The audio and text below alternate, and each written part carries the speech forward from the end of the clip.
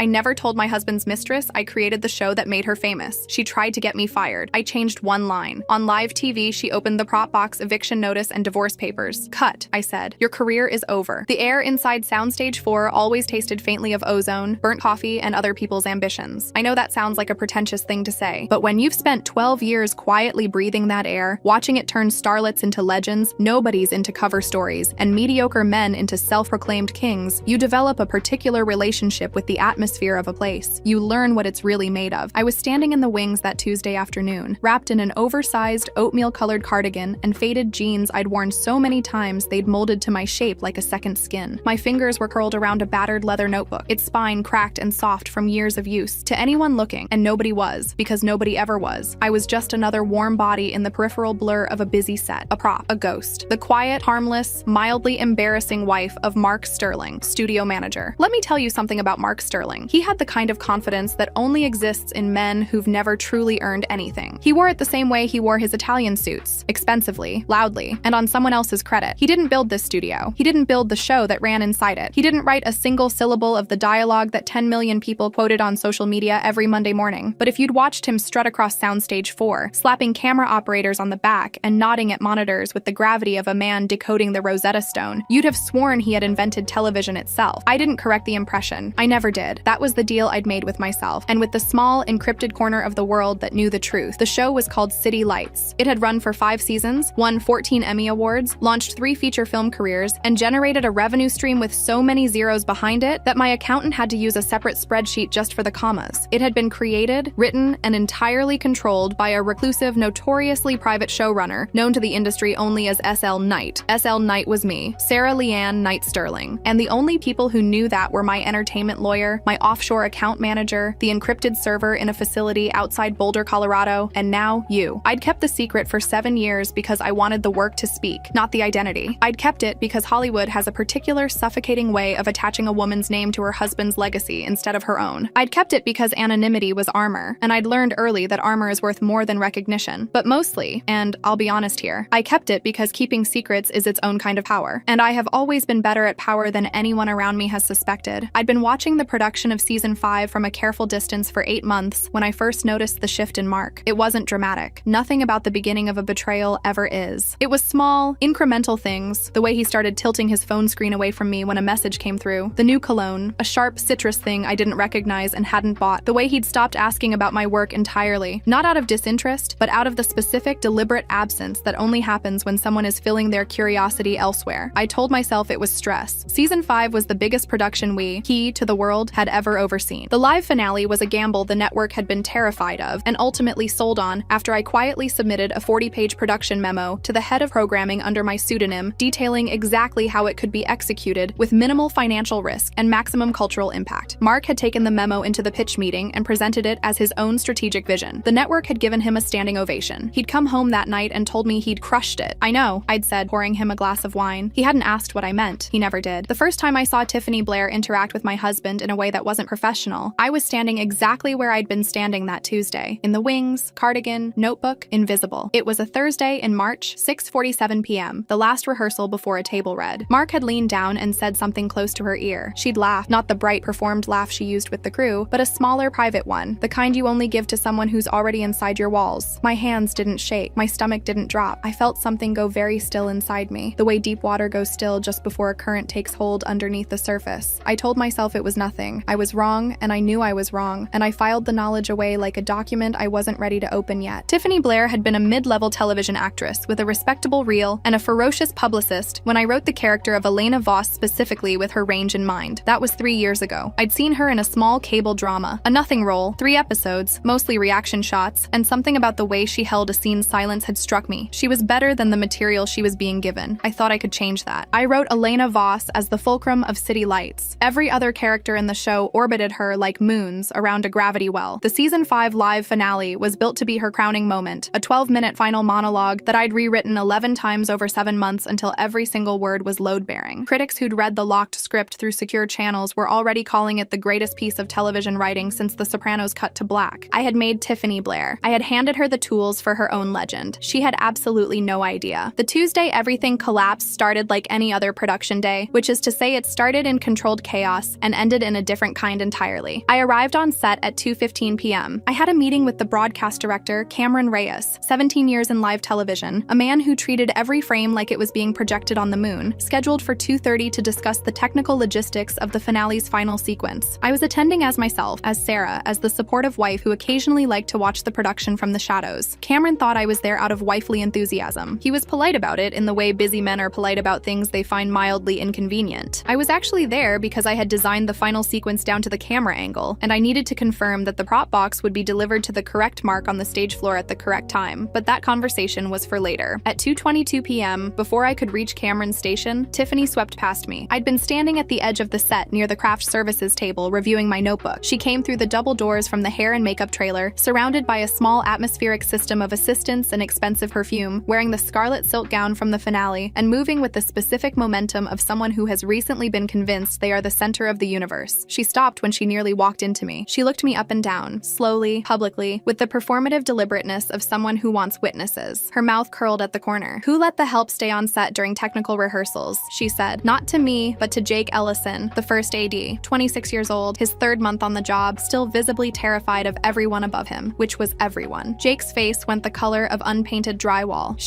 He started. "She looks like a stalker fan who wandered off the street," Tiffany continued, as if I weren't standing close enough to touch. "I need civilians off my set. I have a live national broadcast in 6 hours, and I cannot work with this kind of energy in my space." She pressed 2 fingers to her temple. "Get her out." The stone that dropped in my stomach was cold and precise, like a key fitting into a lock. I looked past her, past Jake's sweating face, past the camera operators pretending not to hear. Mark was standing by the monitoring station. He'd seen everything. He was walking toward us. I remember thinking, with a clarity that surprised me, that this was the moment I'd find out which version of my husband was the real one, the one who loved me, or the one I'd been quietly watching emerge for 8 months. He walked up to us. He looked at me, then at Tiffany. He placed his hand on the curve of her waist. Not a professional hand. Not a steadying a nervous actress hand. A hand that knew exactly where it was. "Sorry, Tiff," he murmured. "I'll handle it." He looked at me. His eyes were blank. Not angry, not guilty. Blank. As if I were a mildly inconvenient logistical problem. As if 12 years of a shared life had been filed under administrative issues and he'd already delegated it to someone else. "Sarah, honey, maybe go wait in the car. You're distracting the talent." "The talent. I'll have my assistant send your things over later," he continued, quieter now, leaning in with the practiced calm of a man who has rehearsed this conversation many times in his own head. "Just leave the keys on the counter when you go. Have my things sent." Keys on the counter. In front of a grip crew of 11 people and one terrified first AD. 12 years. Dismissed in the same tone you'd use to cancel a lunch reservation. I nodded once. I didn't cry. I didn't say anything cutting or large or memorable, and I could see a flicker of something in Mark's face, relief mostly, when he realized I was going to be quiet and compliant and easy about this, just like I'd always been about everything. I turned and walked toward the exit. I passed the craft services table on the way out. Mark's phone was resting against a fruit tray, screen up, unlocked. It lit up as I walked past. I didn't stop walking, but I read the notification in the half second it was visible, with the particular efficiency of someone who has spent years noticing details that other people miss. It was from Tiffany. "Can't wait for tonight, baby. When are you finally telling that fan of yours about the penthouse? I want to start moving in tomorrow." I stopped. The neon exit sign buzzed faintly above me. The penthouse. The multi-million-dollar downtown loft I had purchased 6 weeks ago through one of my holding companies. A quiet, anonymous acquisition I'd made as an investment property because the market timing was right, and I liked the floor-to-ceiling windows and the building's bones. I had mentioned it to Mark as a potential investment. I had not told him which holding company had bought it because Mark did not know the full architecture of my financial life. He knew I had inherited money from my grandmother. He did not know about the royalties from 7 years of a top 10 television drama, or the licensing rights, or the production equity stakes, or any of the other quietly compounding rivers of income that had been flowing into a network of accounts he had no legal access to. He thought the penthouse was his idea. He thought it was going to be their love nest. It was mine. The deed was in my name through a shell company he didn't know existed. I pushed through the soundproof exit doors and walked into the California sun. My hands were perfectly steady. My mind was a very cold, very clear room. I drove to the office of Raymond Henderson, Escarnter of Henderson & Associates, 46th floor, Century City. Raymond charged $2,100 an hour. He had appeared on the cover of the American Lawyer magazine 3 times and had a reputation for being the kind of litigator that makes opposing counsel reconsider their career choices. I'd had him on retainer for 4 years. Mark didn't know that either. Raymond's office smelled of expensive scotch and the specific leather that only appears in rooms where very serious decisions are made. He listened to me for 12 minutes without interrupting, which is how I knew the situation was serious. Raymond always interrupted. When I finished, he sat back in his chair and steepled his fingers. "The prenuptial agreement you signed in 2012, he said. said, contains both a fidelity clause and a morality clause. If infidelity can be demonstrated, and based on what you've described, it can be demonstrated quite clearly. He is entitled to nothing beyond what he brought into the marriage, which is a 2008 Honda Civic and approximately $14,000 in a savings account. Raymond allowed himself a very small smile. However, there's more. I slid the secondary folder across his desk. I initiated a quiet audit of Mark's studio production accounts 3 weeks ago, I said. He's been pulling funds through a series of petty cash disbursements and inflated vendor invoices. 8 months, approximately $340,000 redirected into a personal account. Private flights, jewelry, hotel suites, all traceable. Raymond opened the folder. His eyebrows moved approximately 4 millimeters upward, which from Raymond constituted an expression of extreme astonishment. This triggers the moral turpitude clause in his employment contract, he said slowly, reading the bank transfers I'd had a forensic accountant compile over the previous 3 weeks, and constitutes felony wire fraud and corporate embezzlement under California and federal law. Yes, he'll face prison time. I know. Raymond looked at me over the rim of his glasses. How do you want the papers served, Sarah? I turned my chair to face the flat-screen monitor he kept mounted on the wall, a live feed from the studio's closed-circuit security system that I had arranged remote access to through a vendor agreement my holding company controlled. On the screen, in crisp, high-definition clarity, Tiffany Blair was rehearsing her blocking on Soundstage 4. She was standing at the fireplace mantel, reaching toward an ornate wooden box, her face arranged into the practiced, beautiful architecture of theatrical grief. In front of 10 million people, I said, I want her to open the box on live television. Raymond was quiet for a moment. That is, he said carefully, a remarkably efficient piece of legal delivery. I turned back to face him. I also need the eviction notice for the downtown penthouse completed by 6 p.m. She has 24 hours to vacate my property. He nodded slowly, making a note. I'll have both documents couriered to the prop master by 5:30. I stood up, buttoned my jacket, and picked up my briefcase. One more thing, I said. The security team at the studio is employed through Redline Talent Management, which is a subsidiary of your holding company, Raymond confirmed, checking his notes. Which means the guards on set tonight take their operational orders from me, not from the studio manager. I paused. Make sure the process server coordinates with the guard on the west entrance. His name is David Okafor. He's been briefed. Raymond watched me walk to the door with the expression of a man who has spent his entire career in rooms with powerful people and is still occasionally surprised by them. Sarah, he said. I turned. Remind me to never be on the opposing side of anything involving you. I smiled. You already know which side you're on, Raymond. That's why I pay you $100 an hour. I left the law office at 4:18 p.m. Sitting in my car in the parking structure, I opened my encrypted laptop and accessed the master script file for the City Lights Season 5 finale. It was password protected behind 3 independent layers of authentication that only I controlled. The production team had a read-only copy distributed through the studio's internal server. The master file, the one the broadcast director would pull the final camera cues from, the one that fed directly into the live teleprompter system, was mine. I scrolled past 5 years of carefully built narrative, past the character introductions and the season arc turns, the mid-season twist I'd rewritten 4 times, the secondary storylines I'd seeded across 3 seasons for this exact payoff, past 47 pages of the finale itself, through the rising action, through the second act confrontations, through every syllable of Elena Voss's journey toward the box on the mantle. I stopped at page 48, Tiffany's 12-minute monologue, the scene that was supposed to make her immortal. My fingers hovered over the keyboard. I thought about the 7 months I had spent writing those pages. I thought about the care that had gone into every pause, every breath, every carefully weighted word. I thought about how it felt to write something true enough that it made you cry at your own desk at 2 a.m. while your husband was asleep in the next room, already dreaming of someone else. I selected the monologue, all 12 pages of it. I hit delete. The cursor blinked in the white space where the words had been. I typed a single stage direction. The truth is delivered. I saved the file. Encryption locked, pushed live to the broadcast server. Then I opened a secure email, set it to route through 2 anonymous proxy servers, and composed a message to Cameron Reyes, the broadcast director, and Marcus Webb, the head prop master. From SL Knight.